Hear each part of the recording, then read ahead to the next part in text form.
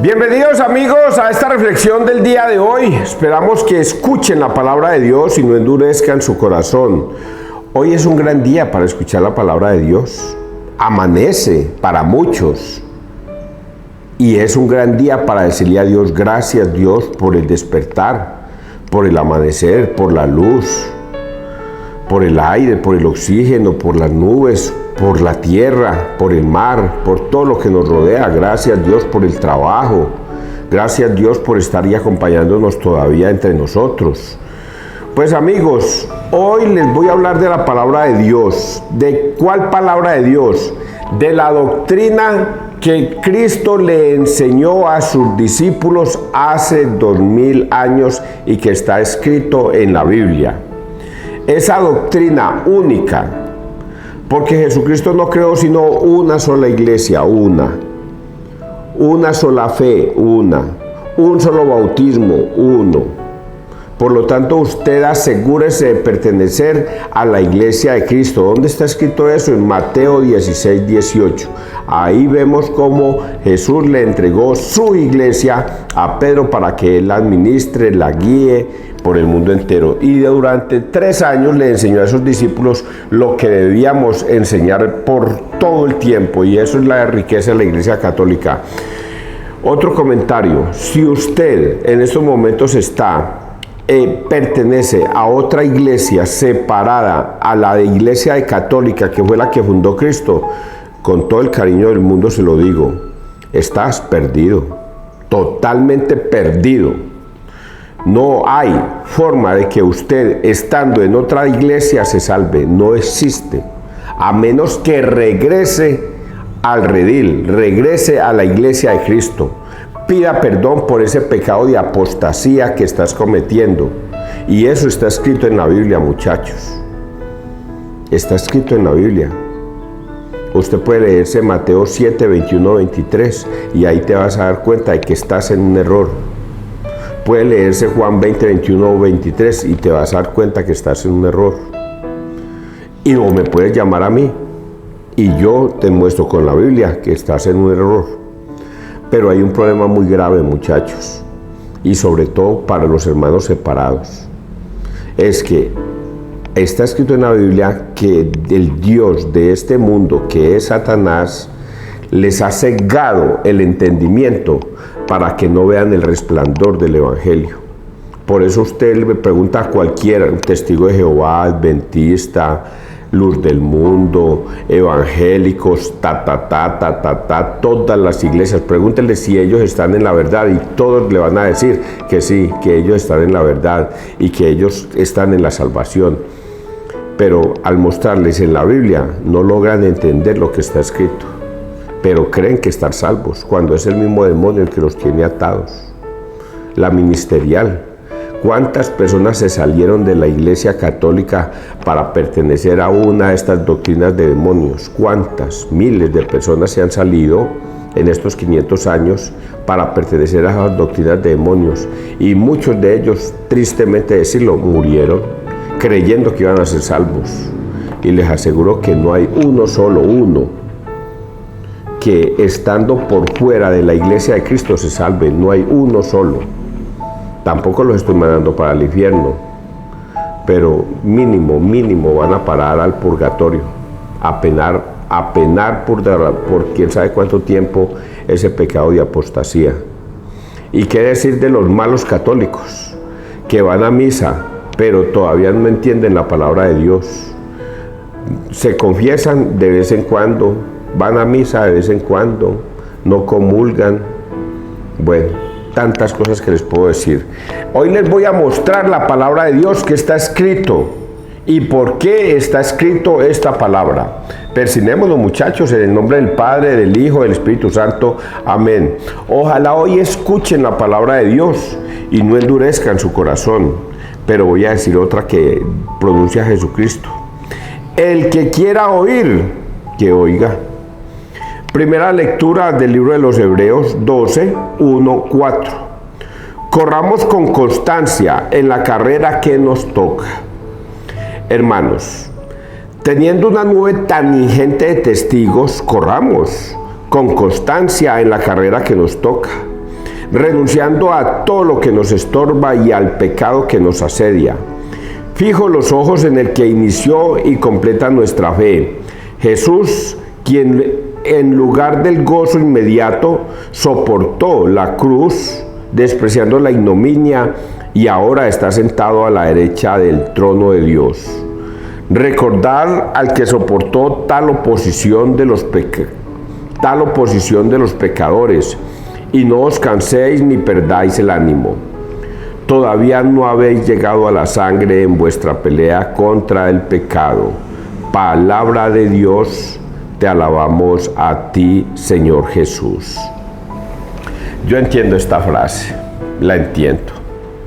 Me gusta esa primera parte porque es continuación de lo que hemos venido hablando. Y yo ayer en mi evangelio, que fue el del domingo, aunque hoy es martes, yo ayer lunes prediqué el evangelio del domingo y les expliqué lo siguiente, que es esto: teniendo una nube tan ingente de testigos, corramos con constancia en la carrera que nos toca. Una nube tan ingente de testigos. Ayer les hablaba yo del evangelio del domingo, que era la presentación del niño Dios en el templo, o de Jesús en el templo, a los 40 días de nacido. Y entonces les hablaba a ustedes de testigos que daban a entender que Jesús ya está entre nosotros. ¿Y esto por qué lo digo? Porque hay personas que no lo logran analizar. Si Dios le dijo acá 700 años más o menos antes de que viniera Jesucristo que la Virgen estaba encinta e iba a dar a luz un hijo que se iba a llamar Emmanuel, pues durante 700 años todo el mundo esperaba a ese Jesús, a ese Mesías. Pero ¿cómo saber cuál era la Virgen? ¿Cómo saber quién era la Virgen? Durante 700 años nacieron y murieron miles de mujeres. Y evidentemente su vida empezó siendo vírgenes. Pero ninguna de ellas era llamada por Dios. Y viene a aparecer una mujer llamada María, virgen, que es la escogida por Dios. 700 años después. Entonces pongan mucha atención en esto, que cómo saber si Jesús es el Mesías, cómo saberlo, cuándo iba a aparecer el Mesías. Por eso es que hoy día los judíos allá en Jerusalén siguen esperando el Mesías. Vino el Mesías a ellos, estuvo con ellos, y ellos es que todavía esperándolo. No lo reconocieron y todavía siguen esperando el Mesías, porque ellos se imaginan un Mesías poderoso, un super saiyajin, un rey.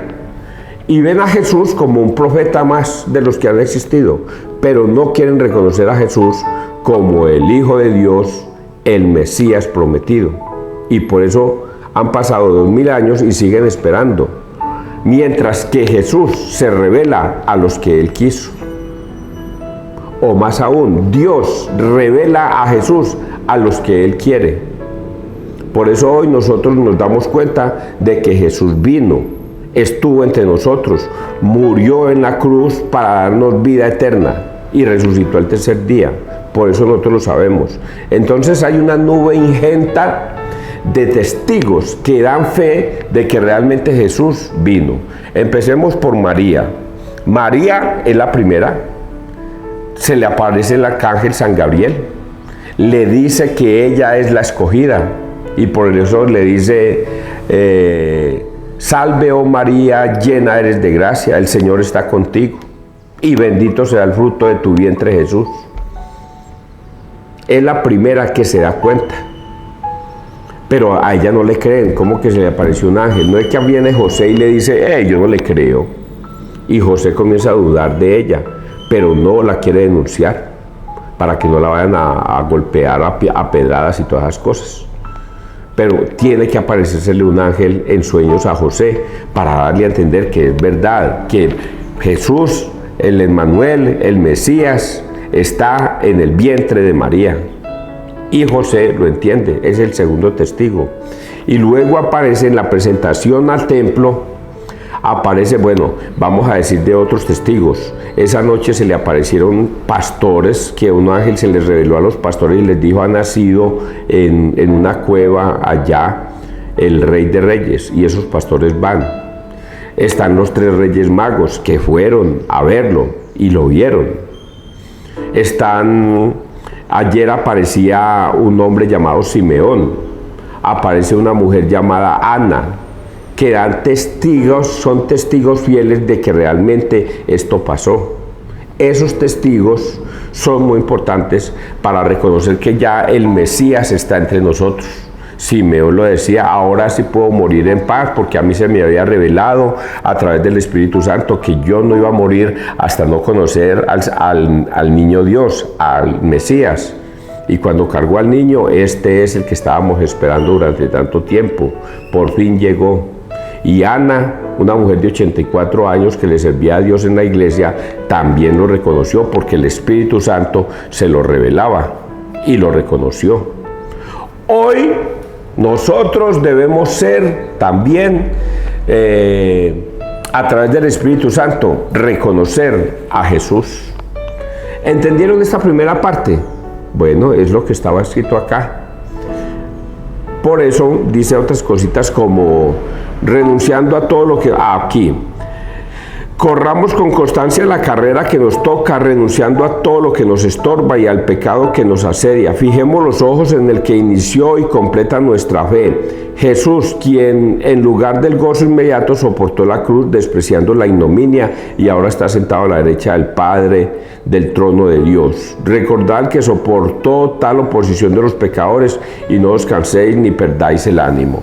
Por eso debemos tener fe en Cristo, en que si Él vino a este mundo, vivió entre nosotros 30 años, durante 3 años, que es el año de su ministerio, le coge a 12 discípulos, les enseña su doctrina durante 3 años, y luego los manda al mundo a decirles: vayan, hagan que todos los pueblos sean mis discípulos y enséñenles a obedecer todo lo que yo les he mandado. Todo eso se nos ha enseñado a nosotros de tradición en tradición hasta el día de hoy, los que pertenecemos a la Iglesia Católica. Ahora le toca a usted entender todo esto, pero voy a decir algo terrible.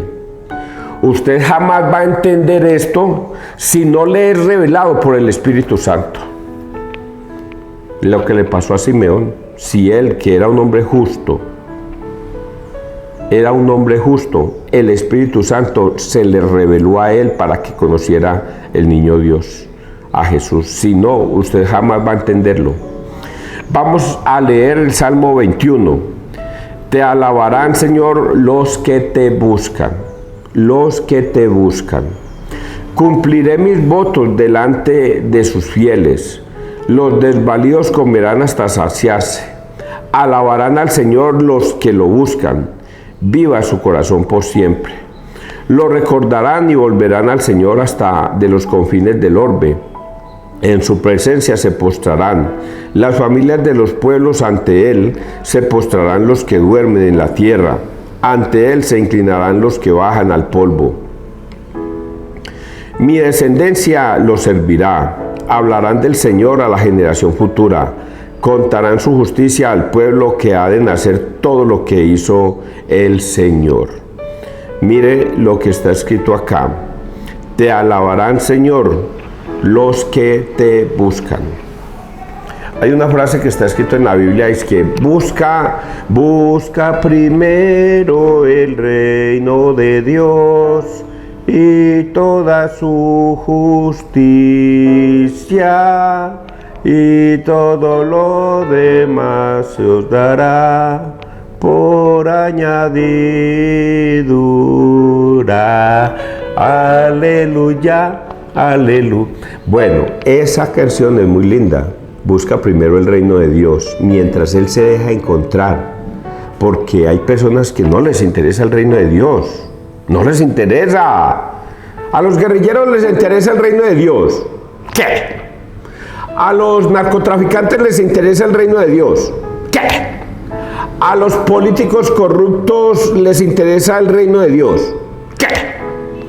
A los chirretes que meten vicio les interesa el reino de Dios. ¿Qué? A los que cometen, secuestran, extorsionan y cometen toda clase de maldades, roban y de todo, ¿les interesa el reino de Dios? ¿Qué? No, ellos ni siquiera les interesa, ni buscan el reino de Dios. Sin embargo, hay una cosa para abonar allí. Dios espera que ellos se arrepientan. Él espera. Por eso dice, busca el reino de Dios. Para los que buscan el reino de Dios, lo van a encontrar, pero deben buscarlo. Y cuando usted está interesado en encontrar el reino de Dios, Dios se deja encontrar, pero tienes que buscarlo. Cuidado, protestantes, cuidado, porque ustedes buscan el reino de Dios en el lugar equivocado. Buscan el reino de Dios siguiendo a un pastor mentiroso que es un esbirro del demonio. Ojo que lo que estoy diciendo que es terrible. Un pastor no es un enviado de Dios, no es un profeta, es un enviado del mismo Satanás para confundirlos a ustedes. ¿Y dónde está escrito eso? Jesús se los advirtió, les dijo, cuidado con los profetas falsos, vendrán como ovejas, pero por dentro son lobos rapaces que se los llevarán. El mismo Jesús lo advierte.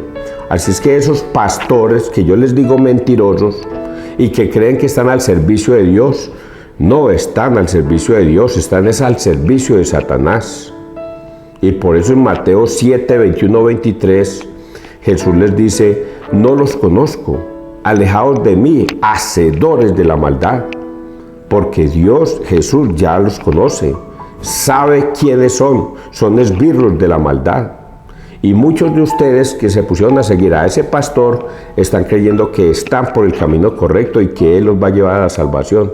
Cuando los está llevando es, ¿acaso un ciego puede guiar a otro ciego? ¿No caerán los dos al abismo? Eso les está pasando a todos los protestantes del mundo entero. Bueno, vamos a leer el Evangelio que es hermoso en el día de hoy. Evangelio de Marcos 5, 21, 43. Contigo hablo, niña, levántate. Mucha atención con esta historia tan bonita. En aquel tiempo Jesús atravesó de nuevo en barca a la otra orilla. Se le reunió mucha gente a su alrededor y se quedó junto al mar. Se acercó un jefe de la sinagoga que se llamaba Jairo y al verlo se echó a sus pies rogándole con insistencia: mi niña está en las últimas. Ven, impon las manos sobre ella para que se cure y viva. Se fue con él y lo seguía mucha gente que lo apretujaba. Había una mujer que padecía flujos de sangre desde hacía 12 años. Había sufrido mucho a manos de los médicos y se había gastado en eso toda su fortuna. Pero en vez de mejorar, se había puesto peor. Oyó hablar de Jesús y acercándose por detrás entre la gente le tocó el manto pensando: con solo tocarle el manto me curaré. Inmediatamente se secó la fuente de sus hemorragias y notó que su cuerpo estaba curado. Jesús, notando que había salido fuerza de él, se volvió enseguida en medio de la gente y preguntaba: ¿quién me ha tocado el manto? Los discípulos le contestan: ¿ves cómo te apretuja la gente y preguntas quién me ha tocado? Él seguía mirando alrededor para ver a la que había hecho esto. La mujer se acercó asustada y temblorosa. Al comprender lo que había ocurrido, se le echó a los pies y le contestó todo y le confesó toda la verdad. Él le dice: hija, tu fe te ha salvado. Vete en paz y queda curada de tu enfermedad. Todavía estaba hablando cuando llegaron de casa del jefe de la sinagoga para decirle: tu hija se ha muerto, ¿para qué molestar más al maestro? Jesús alcanzó a oír lo que hablaban y le dijo al jefe de la sinagoga: no temas, basta que tengas fe.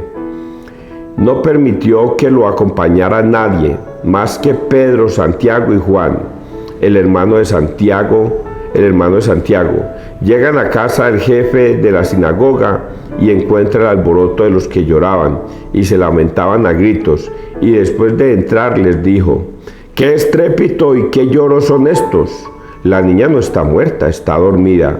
Se reían de él, pero él los echó fuera a todos, y con el padre y la madre de la niña y sus acompañantes entró donde estaba la niña, la cogió de la mano y le dijo: Talita cumi, que significa: contigo hablo, niña, levántate.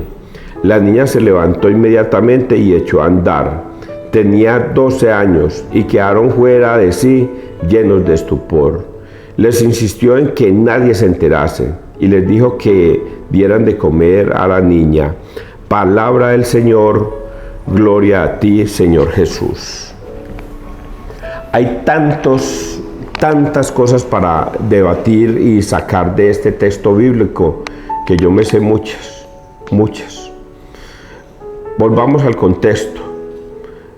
Jesús atraviesa otra vez el lago a la otra orilla. Él mantiene de orilla en orilla y se le arrima el jefe de una sinagoga. Recordemos que las sinagogas son los templos de los judíos donde se reúnen los sábados para debatir o hablar, orar la palabra de Dios o compartir la palabra de Dios. Ese jefe de sinagoga pues es un judío, pero él tiene un problema muy grave, y es que su niña está muy enferma y no la han podido curar. Y resulta de que él reconoce que Jesús puede hacer ese milagro. Él sabe que Jesús es un milagrero, hace milagros, es un gran profeta, tiene una gran sabiduría y hace milagros. Es el jefe de una sinagoga y va donde Jesús y le pide que le cure la niña. Y Jesús le dice: sí, yo quiero ir, vamos. Pero mientras eso sucede, una mujer que sufre de flujos de sangre, que lleva muchos años tratando de quitarse ese flujo de sangre, nada que se le quite y se gasta toda la fortuna, pero también escucha que Jesús es un milagrero, que Jesús hace milagros, que por fe Jesús es capaz de curarla. Y ella dice: yo voy a ir. Pero trata de alcanzarlo, y en medio de la gente, la apretujadera de la gente, era imposible llegar hasta él porque había demasiada gente siguiéndolo. Pero ella dice: tan solo con tocar el manto, estoy seguro que me curaré. Es tan grande la fe de ella que ella dice: ay, así sea solamente rozándolo, pero yo me curaré. Y eso pasa, ustedes ya escucharon esa historia. Ahora vamos a entrar en varias cosas. Los testigos, muchos, infante de testigos tiene el Señor para darse cuenta que Él es el Señor. Entonces recordemos, esta mujer de flujos de sangre es una testiga, primera persona, que puede dar fe de que ese hombre a la que ella le tocó el manto es el Hijo de Dios. Ella es testiga fiel, esa mujer de flujos. Tenemos un testigo ahí. Jairo, que le pide el favor al Señor y luego le dice que no hay necesidad de ir. Jesús le dice: no, vamos, Jairo, vamos. Pero mire lo que sucede acá. Hay tanta gente siguiéndolo que él le dice a la multitud lo siguiente: todo el mundo se queda, me hace el favor, solo me va a ir a acompañar 3 personas, que es Simón, Santiago y Juan. De todos los discípulos solo escogió a 3 para que lo acompañaran. El resto se me queda, me hace el favor, no me acompaña sino ellos 3. ¿Para qué escogió esos 3? Porque esos 3 son muy importantes para darnos a entender a nosotros que ellos son testigos de lo que va a pasar. Por eso Jesús los necesita. Santiago, Simón, Santiago y Juan son muy importantes para nosotros, porque ellos van a ser testigos de lo que van a presenciar. Es muy importante. Jesús pudo haber dicho: se quedan aquí, yo me voy solo, y haber hecho el milagro, pero la gente no va a creer hasta no ver. Por eso es tan importante hoy el Evangelio que nos habla de los testigos de Jesús, para darnos cuenta de que Jesús realmente murió en la cruz y resucitó al tercer día. En este caso, estos hombres van con Jesús, entran a la casa, hay un gentío llorando por la muerte de la niña, pero Jesús les llama la atención y les dice: la niña no está muerta, está dormida. Por ahí una mujer le dice: no vamos a saber nosotros de la muerte. ¿Cuánto tiempo llevamos presenciando la muerte? Y Jesús les responde en otro capítulo, les dice: ustedes saben mucho de la muerte, pero yo sé sobre la vida. Y por eso solo entran 5 testigos. Entra Jairo, el papá, entra la mamá, entra Simón, Santiago y Juan. 5 testigos. Y por eso cuando ve a la niña dormida le dice: Talita cumi, que significa: niña, contigo hablo, levántate. Y inmediatamente la niña se incorpora, se para. Son testigos los que están ahí del milagro. Ellos son muy importantes para darnos a conocer a nosotros 2000 años después que realmente Jesús era Jesús. Fue capaz de decir tan solo unas frases: Talita cumi, y la niña se levantó y se curó. De eso se trata el evangelio del día de hoy, de que hay testigos una ingensa de testigos que hablan de que Cristo vive, de que Cristo está entre nosotros, de que Cristo prometió estar entre nosotros y que todo el que le obedezca su doctrina se salva, pero solo si obedece su doctrina, y esa doctrina nos dice sus mandatos. Por eso en Juan 20, 21, 23 nos dice: vayan, y a quienes les perdonéis los pecados, les quedan perdonados los pecados. Nosotros los católicos obedecemos. Los protestantes dicen que no, que ellos por ahí no van a ir, que ese hombre no tiene poder, no le obedece al Señor. Y el Señor nos muestra su poder, de que todo lo que Él ha dicho se cumple. ¿Entendieron este mensaje tan bonito, muchachos? Espero que sí. Hay muchas cositas más aquí para resaltar, muchas. Por ejemplo, la fe de esta mujer de flujos de sangre. Jesús le dice: mujer, tu fe te ha curado. No fue yo no fui, fue su fe. El creer que con solo tocarle el manto a ese hombre que iba ahí delante usted se curaba, fue esa fe la que lo curó. Y de eso podíamos decir muchas cosas más. Dejemos todo hasta ahí, espero que lo hayan entendido. Si alguien quiere debatir estos temas conmigo, me llaman a mi celular y lo debatimos. Que Dios te bendiga, que Dios nos bendiga donde quiera que todos estemos.